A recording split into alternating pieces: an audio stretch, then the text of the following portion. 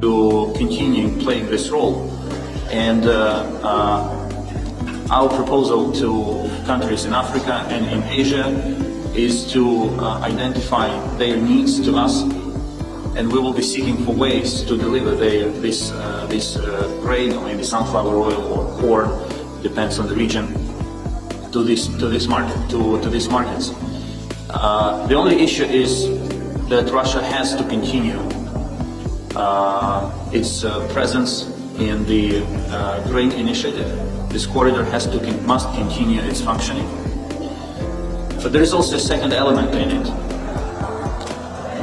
Russian inspectors who represent this country in the grain initiative, they resort to the practice of quiet sabotage. When, for example, inspections of ships take too much time because of the behavior of Russian inspectors, and therefore the grain corridor cannot function at its full capacity. There were days when hundreds of vessels were stranded, trying either to access the seaports in Ukraine or to leave the Black Sea already loaded with Ukrainian grain because of endless Russian inspections. During 2 days, when the grain corridor functioned without Russian inspectors after their withdrawal, Ukrainian, Turkish and UN inspectors cleared more vessels than during the same period with the presence of Russian inspectors.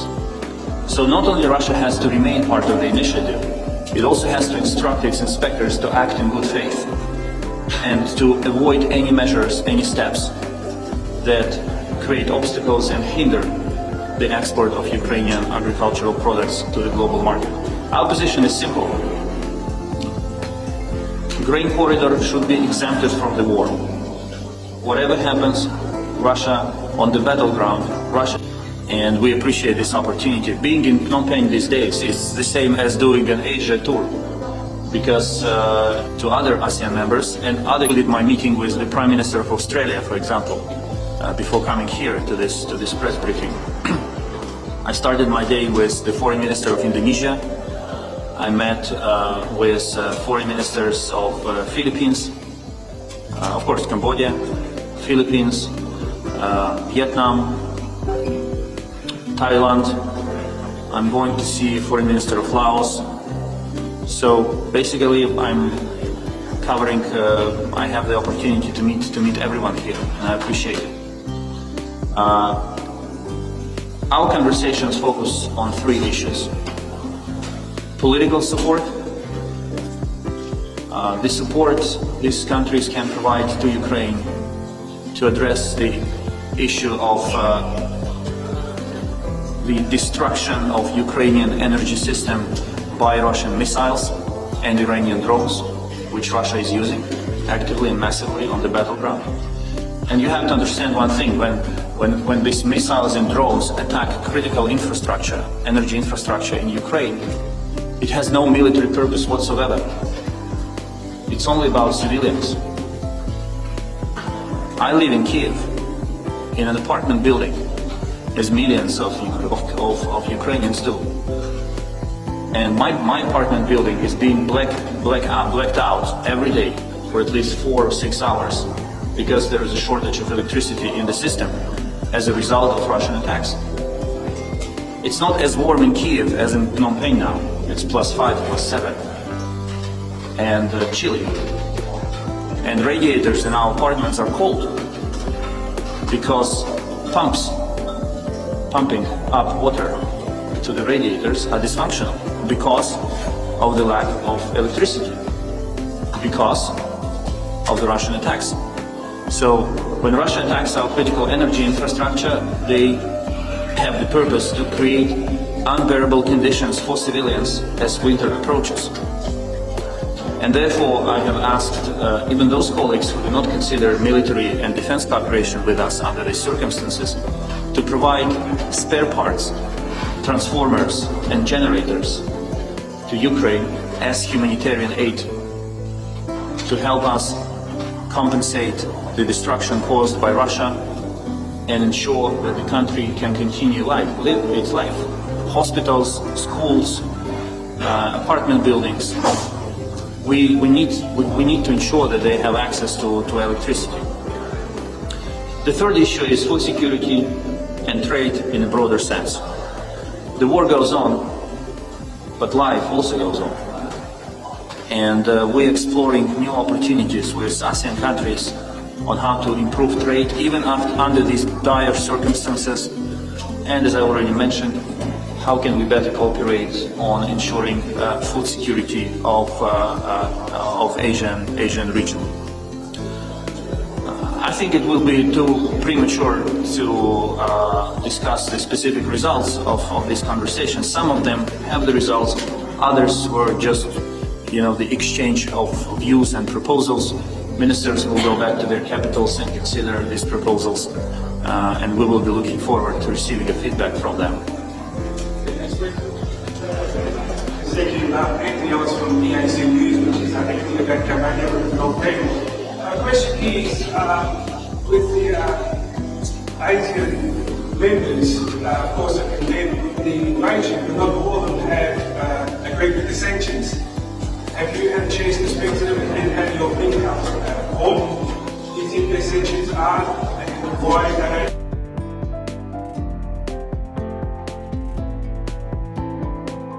Agree with that.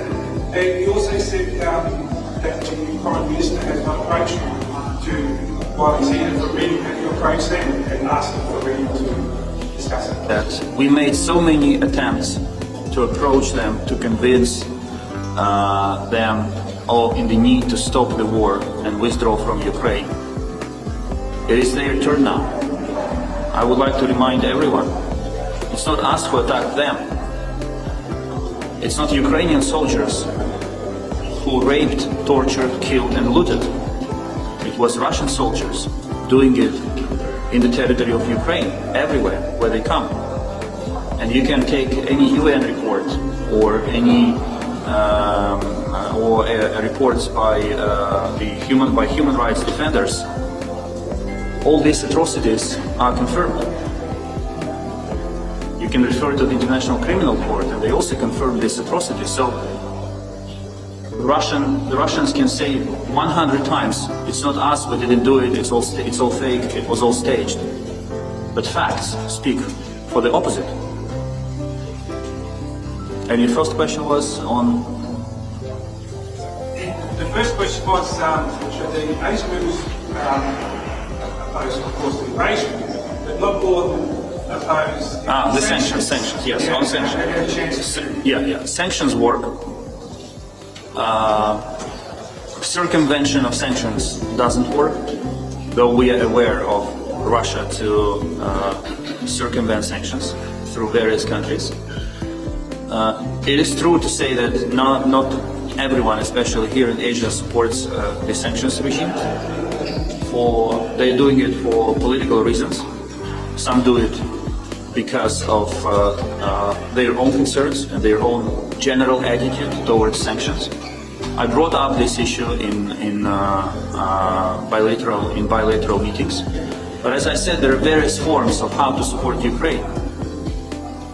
The worst thing that a country can do is to do nothing. You can always find a way to express your support. But saying we're distancing ourselves from this because we want to be friends with both Russia and Ukraine, so we're not going to do anything at all, I believe this goes against very basic, very fundamental and genuine interests of these countries too, because as I mentioned in my opening remarks or answering one of your questions, what is happening is not just about Ukraine.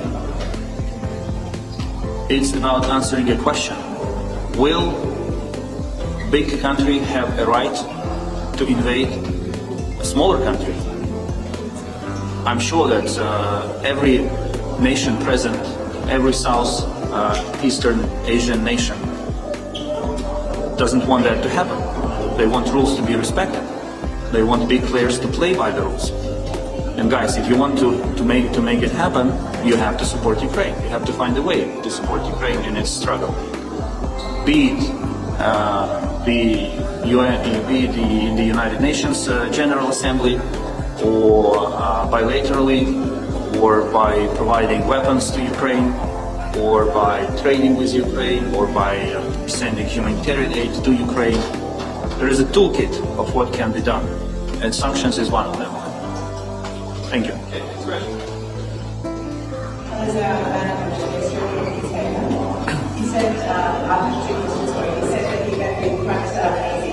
I'm wondering if you can tell me, did Ukraine ask for any more from Australia? Is there any more that Australia can do? My second question is, you've come to the summit this weekend. China is going to be attending a big chunk here in Cambodia. Have you seen, or will you see, a meeting with China and ask them to use their influence with Russia to end their aggression in Ukraine? Well, I thanked your Prime Minister. I informed him that Bushmaster became the most popular Australian brand in Ukraine. I asked him to continue supporting Ukraine. I proposed to him to support Ukraine militarily. Also, I proposed to him a joint effort to help Asian African countries to mitigate the consequences of the food shortage and famine. And I also asked for help in the area of energy infrastructure. Transformers, I mentioned them, transformers, generators, spare parts for electricity grid. These are very technical things, and they are all of humanitarian purpose. They are all of humanitarian purpose. So this is a humanitarian aid. It has nothing to do with military aid. He assured me that Australia will continue supporting Ukraine in practical terms. He took the list of our energy needs. He promised that he will immediately instruct appropriate members of his government to consider it, because it's a very special technical issue. You know, in the first half of the war, I became an expert. As a diplomat, I also became an expert in weapons. And now, in the last months, I'm becoming an expert in electricity, energy, and all of this stuff. So, as eloquently as I quote different types of weapons and calibers, give me another week, and I will be equally eloquent in quoting transformators, surge stoppers, generators, transformers, and the difference between them. I was interested in seeing Foreign Minister of China here in Phnom Penh, and we were working on organizing a bilateral meeting with him. The last time we spoke was at the UN General Assembly. I was informed 2 days ago that he was not coming, and we will be seeking for another occasion to speak.